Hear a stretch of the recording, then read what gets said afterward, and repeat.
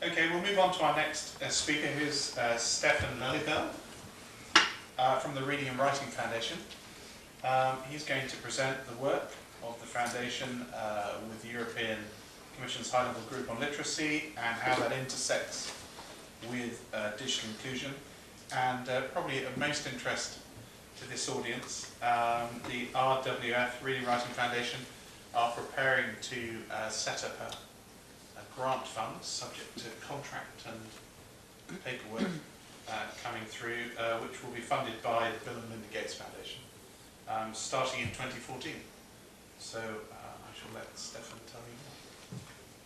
Thank you, Mr. Chair, and thanks to you all for being here, and thanks for the invite to having a chance to address you in what is, well, to a certain extent, a new area, a new audience for us. In the sense that we do, and you see that on this slide all the way on the top right, you see Stichting Lezen en Schrijven, which is the Dutch name basically for the Reading and Writing Foundation, and that is where we come from.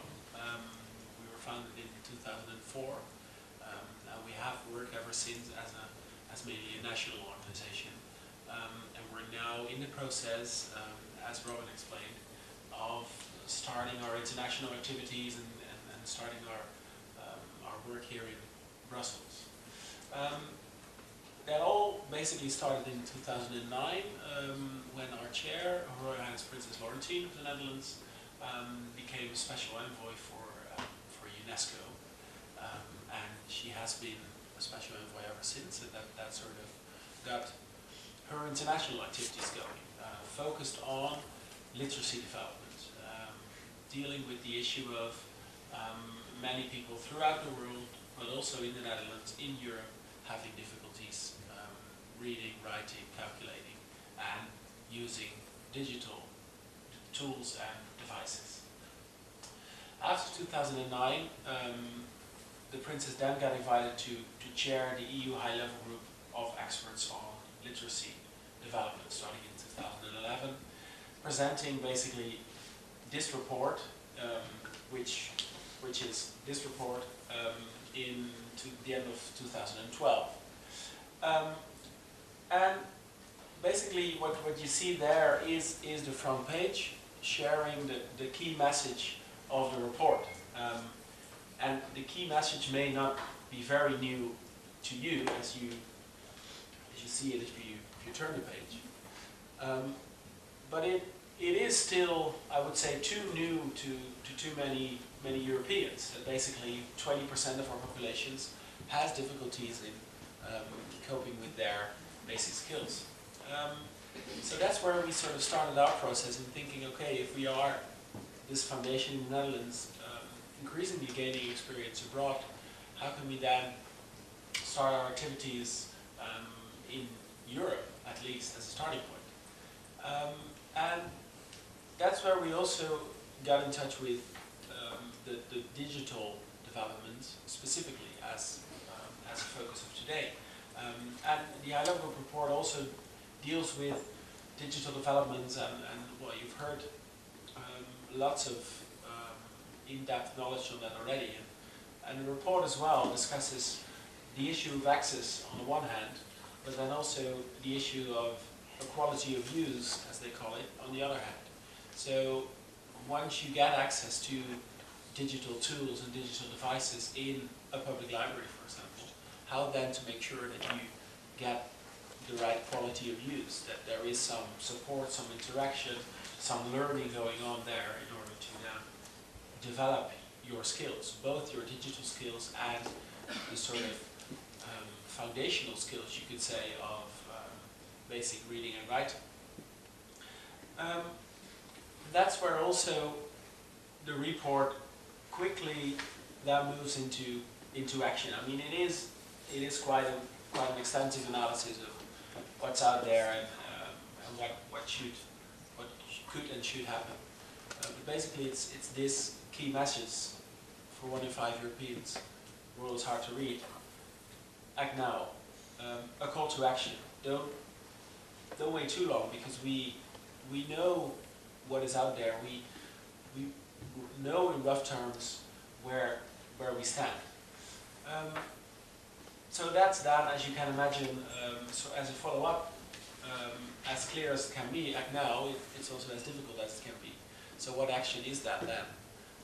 And that's where we started our conversations with the Bill and Melinda Gates Foundation and their work on public libraries and giving them a key role in issues, as Dan clearly explained, issues of digital inclusion, social inclusion, informal learning. And that's where you, of course, clearly see the interlink with the ideas of the Reading and Writing Foundation and the key message of this report. So what is that Act Now in this context? As we will proceed, indeed, we're now finalizing, I hope, our conversations with the Gates Foundation to get things going here in Brussels. And what we would aim to do is, on the one hand, look at the supply side, you could say, of public libraries. So what can public libraries do, and what can they bring to the table? On the other hand, it would be very interesting also to look at the demand side. So if we know that 1 in 5 Europeans, let's say 80 million just adults in Europe, if there's a development to be made for them when it comes to basic skills development, how can we ensure that results into a demand for that development, that people become aware that there is a gain in developing that, and how can they then find their way to an institution like a public library that can then make a difference? That's where our key challenge is, I think, for the period ahead. And we do have the excellent research that is out there on the table. We saw some great examples of that.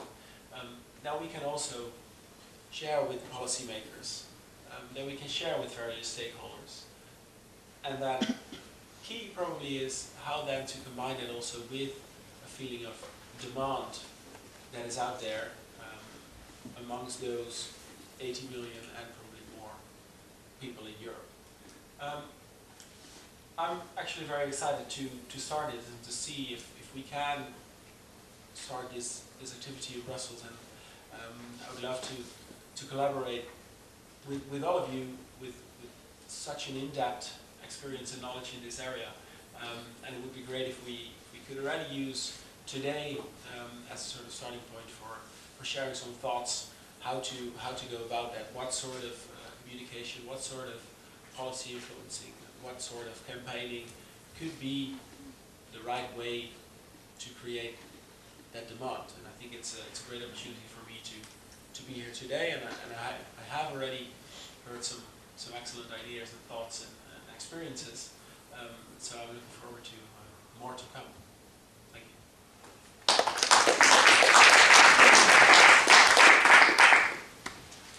Stefan, I'll ask the question they all want to ask, which is, how much money is there? How do we get our hands on it? When will it become available? Is there a form to fill out yet? Please, tell us all. Thank you. What a very content-driven question you have there. Yeah. Well, we're as I said, we're now in the finalization of these conversations with Gates, and what you can think of is, let's say, $2 million somewhere in that area for a 3-year period, and then to be divided in sort of 2 strands of activities. One being employing people for direct work here in Brussels and getting their hands on policies and influencing policymakers, or working with them at least. And another part is doing some sub-granting to specific organizations, and Gates already has, as you know, has quite some experience with existing ones, particularly in Eastern Europe, doing some sub-granting with those type of organizations who could support that work and who could provide even more of a basis to then bring to Brussels to achieve what we would like to do. And then to come to the question of how is that division of money and how to exactly get our hands on it. That's very difficult to say at this stage, because the current planning is that it's November, December that we'll get this sort of final go. So this is all in the preparatory stage, and then we hope to start in January next year to get the people on board by then, and then to start and work our way to what we'd like to do. I think that's a pretty good answer. So thank you for that.